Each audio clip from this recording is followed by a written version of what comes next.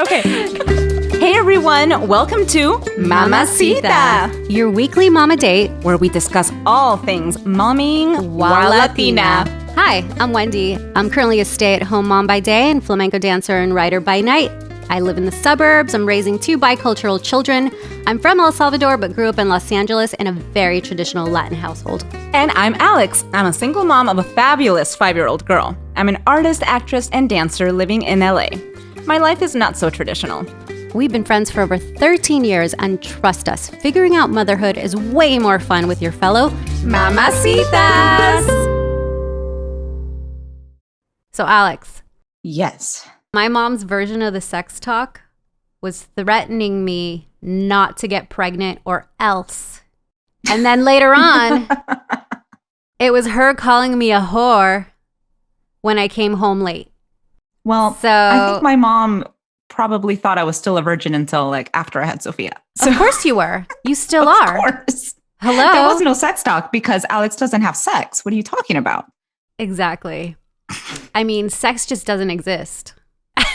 I can't even think about when the possible last time my parents had sex. They're both still alive. Oh my God. They both live with us. Did you just go there? I totally just went there because I was thinking about how my parents, I don't know, did they ever have sex? I'm sure they did. Obviously, I'm here. But it just, it wasn't so like weird. my I have parents. thought about that also. I'm like, oh my God, my parents had to have sex to have me. Ew. Oh my God. That's exactly what our kids are going to think in the future. And then we're going to be like, hey, why don't you listen to that episode where we talked all about sex and all about the unmentionables. That's so crazy. Okay, so what were your post-birth unmentionables? Oh, I had the sexy unmentionables, of course. Yeah. I think we all do. We have the sexy undies after giving birth. This past year, Amy Schumer posted a picture of herself in her sexy post-birth unmentionables, the mesh white panties with a gigantic pad, and she made it cool to talk about these finally because honestly, I had my son and I had no clue what those were when they gave them to me at the hospital. I think most of us, at least most first-time moms, we go to classes or some kind of group, but nobody ever mentioned all this stuff that happens after. Yeah. Nobody said you're going to walk around in basically a diaper for a month, right? Doesn't it feel like a diaper? Yeah, it's like the most gigantic pad that has ever been created. It goes from the front all the way to the back. It's very attractive. Yes, it protects your crack. Did you have to use the little squirt bottle? Oh, yeah. I mean, if we're going to talk about it, let's talk about it. Yeah, right? So it's the Perry it's bottle. Not just sexy underwear, but then you have the squirt bottle because you can't really touch. That's right. So you get this perinatal bottle, right? And then you squirt water up there and then you just kind of dab that so you can clean yourself. And currently I'm using my Perry bottle. Oh, you are? Not on myself. Oh, tell us, Wendy, what are you using that bottle for? Let's visualize. I have an orchid in the bathroom and I use the perinatal bottle to water my orchid.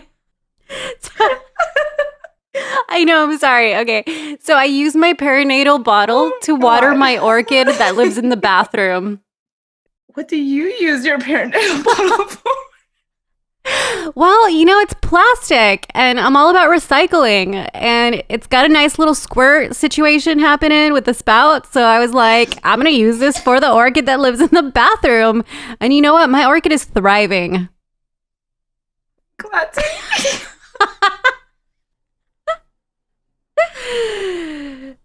Okay. Oh my goodness. Okay. I'm crying. I'm glad I can be entertaining. I don't even know what to say. Okay, so I do. My huge generalization for this week is that our mothers did not prepare us for any aspect of the birthing process because it was considered indecent, and probably just gross to speak about anything related to women's bodies. I think it's getting better. Obviously, it's getting better. We're going to talk about everything right now. But women are still embarrassed to speak to each other candidly about these experiences. So I love how you said, everybody goes to class. Yeah, we all go to these classes or we read books. I read a ton of stuff about parenting because I love reading. I read a little bit about giving birth, because in my mind, I was trying to invoke my inner Alex and just go natural. My body will know what to do. Obviously, it didn't. I ended up with 2 C-sections. And actually, I'm really happy I did now looking back because of all these unmentionable things we're going to be talking about. But I read nothing about post-birth. Does that book exist? Somebody tell me. Send me a link because I've never seen it. A book about just post-birth. Not how to take care of a baby, but how to take care of yourself or like what happens to your body after you've ejected this human being from your loins. Oh my God, Wendy. After you have ejected the baby, can you write that book, please? Well, publishers? Taking commissions right now? No, I'm just kidding. Okay, so yes, sexy unmentionables with the giant pad and the period that never goes away. So hold on. Did you bleed a lot after birth, even though you had a C-section? Yeah, I did, because it's all the same stuff. I mean, like through your vagina? Yeah, well, ni modos, no, through my belly button. Come on. I'm thinking like you didn't push out the baby through your... Do I not have a uterus? Alex, you need to go back to science class. Look up the anatomy of the female reproductive system. Okay, I know. So I'm making notes right now of things I'm going to teach my daughter.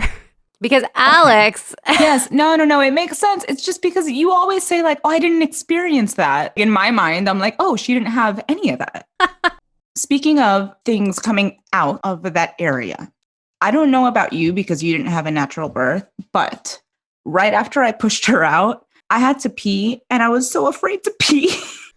When I got up, they're like, no, you have to go to the bathroom now. And then having to like go to the bathroom, that was terrifying. Super traumatic. I did not want to. I was like, no, can we just wait until like another day? And they're like, no, sweetie, you have to. And it was so scary because you just pushed out a baby, right? You don't want to push anything else out. I just did not want anything going in or out of anywhere down there for a long time. So let's talk about sex. Yeah, no. That was a good transition, right? That's exactly. I was like, nothing in or out. Thank you. Well, here's the other thing. I tore when I gave birth to her. So I had Thank stitches. you. So I didn't experience this, right? I had stitches in my incision. Why I was like, peeing was scary. Pooping was scary. I didn't want to push anything out because I just pushed out a baby. That's traumatizing. And I did it naturally. So I was like, I don't want anything that's going to bring back those feelings. Okay, what did that feel like? What did that feel like? Did you feel the tearing or they just told you later on, oh, you tore? No, I didn't feel it. I didn't feel it when it happened because you're in so much pain already.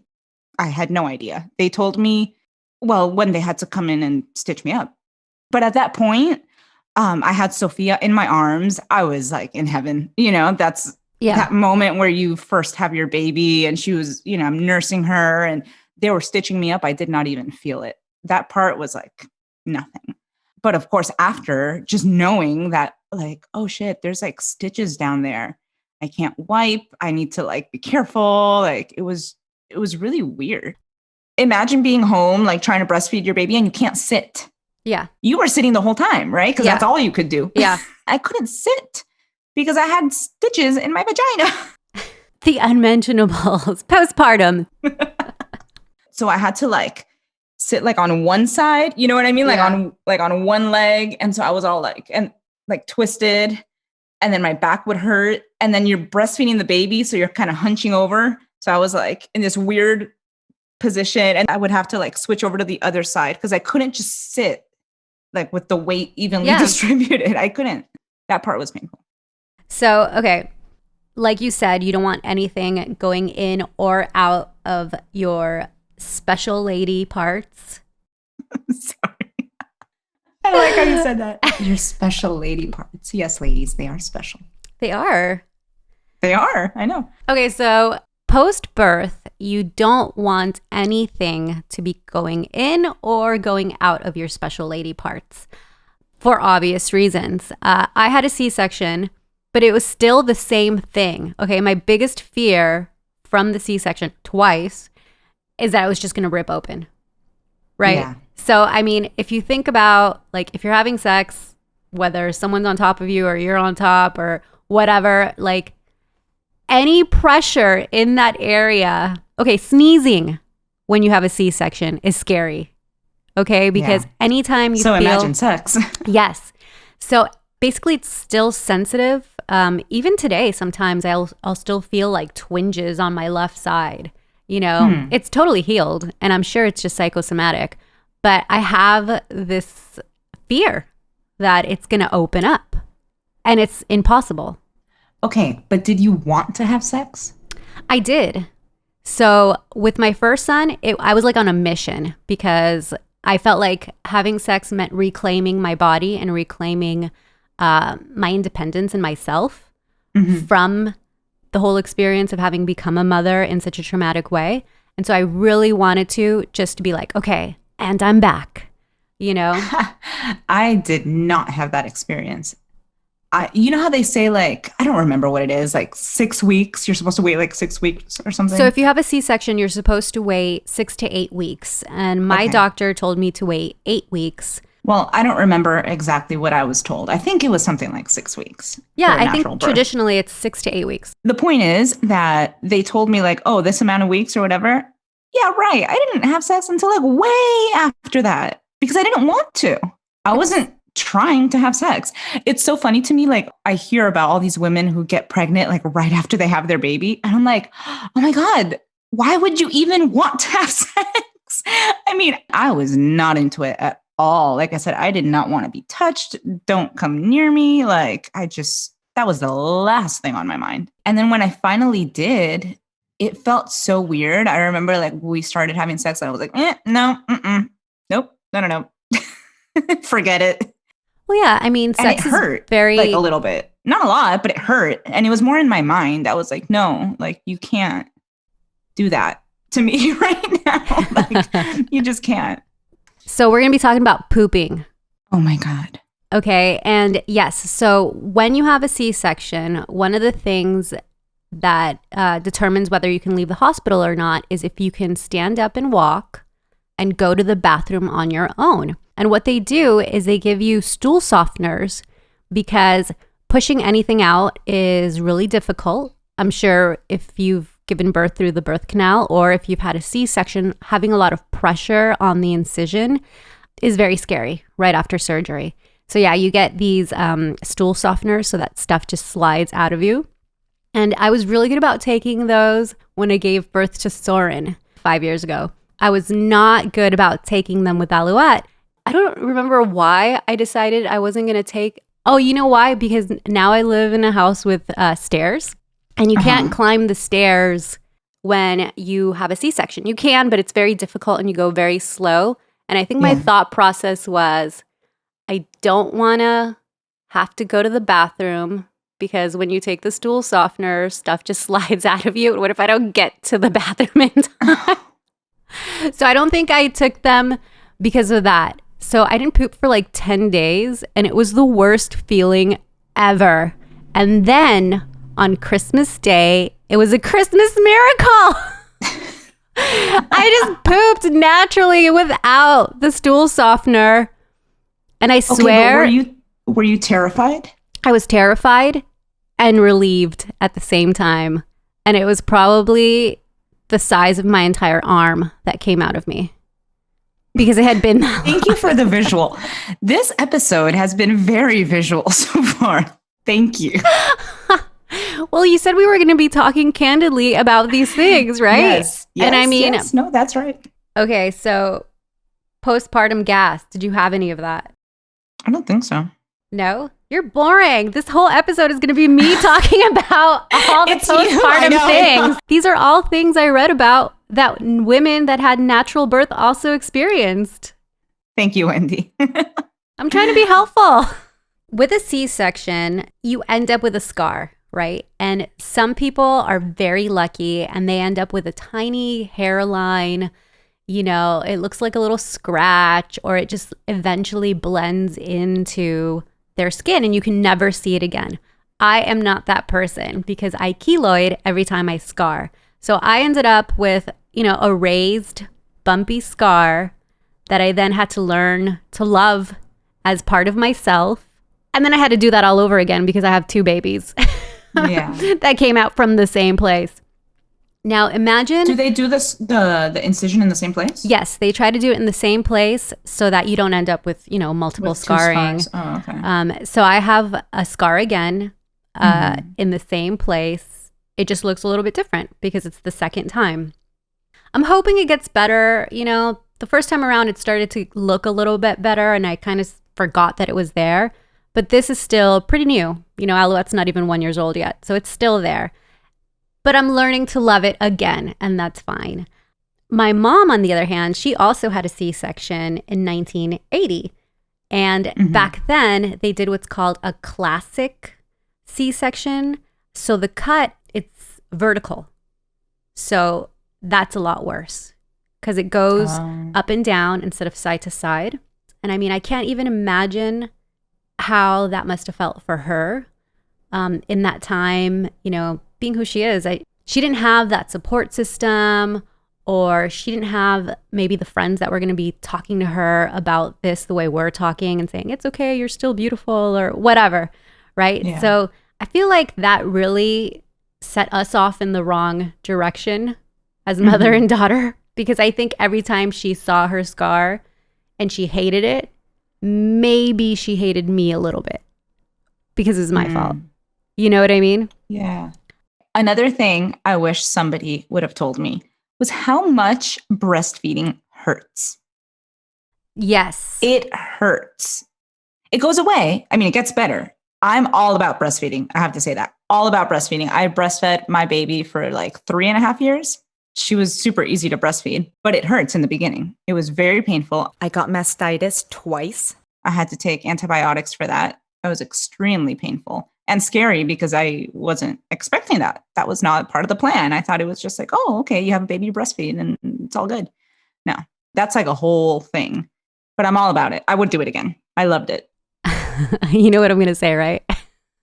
Yeah, I know you hate breastfeeding. I'm all about it. Breastfeed your kids, people. It's the best thing. So this is the other side of it, okay? This is what I have to say about breastfeeding. No, thanks. One, it really, really hurts, and it doesn't always work. So you had a very easy time breastfeeding. I was a breastfed child too. My mom breastfed me and my brother forever. And I was totally on this whole, breastfeeding kick before I actually had a baby. And then I had a baby who would not latch. And like Alex says, breastfeeding is really hard. It hurts a lot. For some women, that pain goes away and the babies learn to latch. And, the mom and the baby end up on this wonderful schedule of feeding and sleeping and all that stuff. And for some women, it doesn't work out. And you should not feel guilty because everyone's on this breastfeeding kick, which is wonderful, yes, but formula is also wonderful. My kids have both been formula fed. I tried again with my second child to breastfeed. Same situation. It didn't work. With my son, I suffered for like 4 months. I literally had to sit there in pain. And then I hated feeding him, which did not help our relationship, because it was painful. I dreaded every time I had to feed him. I started to resent it. It was just bad for the whole postpartum depression thing. And so I hated it in the beginning, like the first couple days. And the only way that I was able to get through it was with a nipple shield. Yeah, I tried the nipple shield. With my second baby, I did the nipple shield. I didn't buy one of those. I was not prepared. I didn't know I was going to need one. And then my sister went out to the store and she's like, I don't know, I'm going to go see like what's out there to help you because I was in so much pain. And then she came back with a nipple shield. Oh my God, that saved my life. With that, I was able to breastfeed. I used the nipple shield for, I don't remember exactly, but probably a couple weeks or so until I just got used to it. My nipples weren't as sensitive anymore. And then I didn't need to use it at all. It was just that very beginning was really, really painful. Yeah, I used the nipple shield the second time around, and that definitely helped. But my body just didn't produce enough milk. I mean, do you remember coming over and Alouette breastfeeding on me for hours, basically the whole day, and still crying because she didn't get enough milk? We went back to the doctor and she had lost more weight. You know, when you first have a baby, they weigh a certain amount. By the time you leave the hospital, they've lost a little bit of weight. And that's normal. Yeah, and that's normal. Then we went back for our checkup 2 weeks later or whatever it was. And she had lost even more weight. And the doctor was like, maybe you should start supplementing, you know. And at that point, because I had already suffered so much with my son, I was like, whatever, I'm just going to feed her formula. And I felt so much happier and healthier right away. Yeah. And so was she. Well, she was happy. She was fed. It was amazing. What I loved about breastfeeding, other than the bond, because obviously that's just beautiful, you know, the bond that you create with your baby, but it was so convenient. I never, ever had to pack a bottle. I could just, you know, grab a couple diapers, baby wipes, and I'm out. Like I didn't need anything. I never gave my baby a bottle, ever. I didn't even pump. Yeah, see, you think... I never had to wash bottles. Yeah. Ever. It's funny because we have the total opposite view on this, whereas like when I was breastfeeding Soren or Alouette, I actually felt like I couldn't leave the house without them because I was the only food source. And so for me, that was a huge stress factor. Like it just freaked me out. I was like, oh my God, how am I ever going to get back to work? How am I ever going to leave the house just to go shopping or something? Because I'm the only food. I wouldn't want to leave the house without my baby. I wanted her to be with me all the time. And it's not that I was trapped. I wasn't trapped at home. I would go out and I would just breastfeed her wherever. It was so convenient and easy and natural. It just seemed so natural to me. I felt like a slave to my children. And as soon as I started giving them a bottle, I felt so free and like, yes, now I can leave them with my husband and they can bond. Funny because you and I are so similar in so many ways, but so different also, because that is exactly one of the things that I loved. I loved the idea that I am all she needs. Oh, no. And I loved that. I also felt the whole like breastfeeding in public. Hey, more power to you. Do it. It's a natural way to feed a baby. Women should be allowed to breastfeed wherever. For me personally, that was more of a chore than to take out the bottle and feed my baby because I had to figure out a way to like, you know, if I'm at a restaurant, okay, I don't want to be naked in front of everybody. I don't want to. You don't have to. They have a little cute scarves. I know. You know, but it was like a whole production and it's like a whole wardrobe thing. You got to figure out what to wear that's easy to take off. I don't know. I felt like I had to think about it way more than if I just was myself completely. And then I was like, oh, the baby's hungry. Here's the bottle.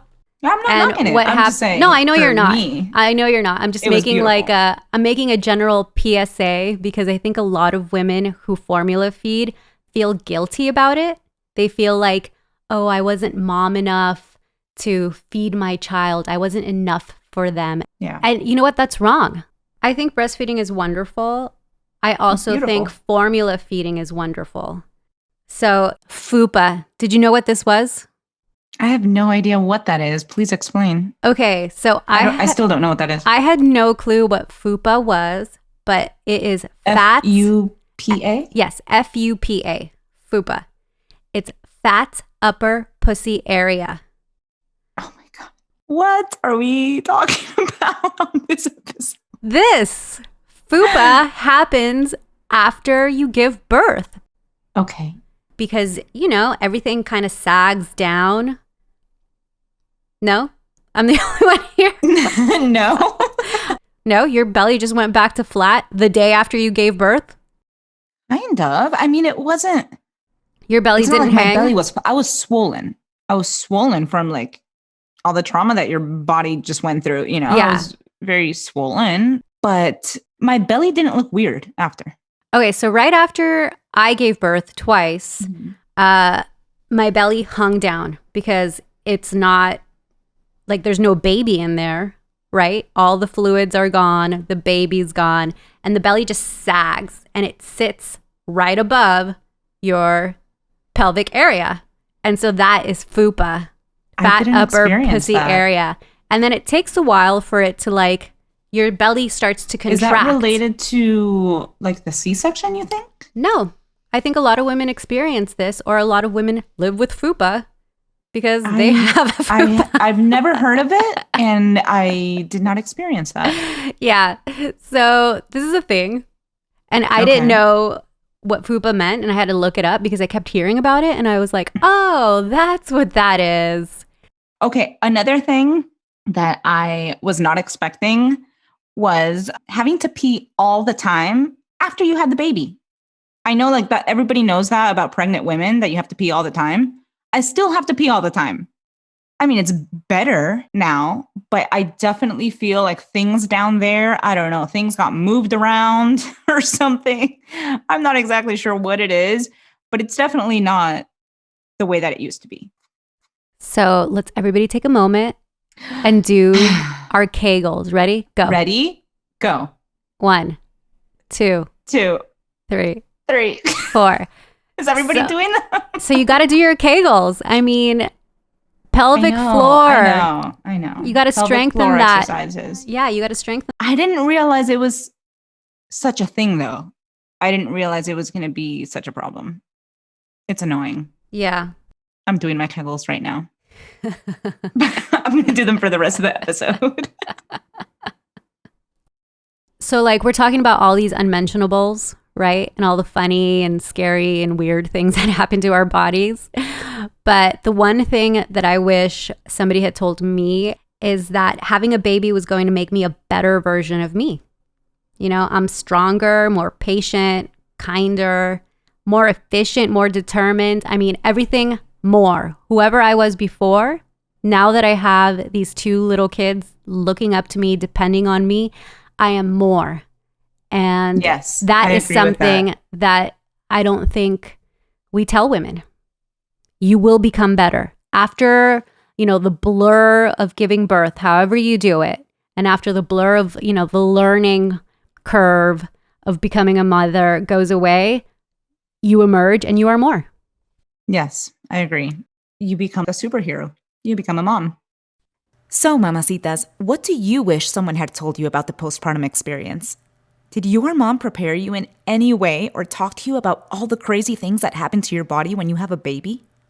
Do you think motherhood has made you better? Tell us. Share your thoughts.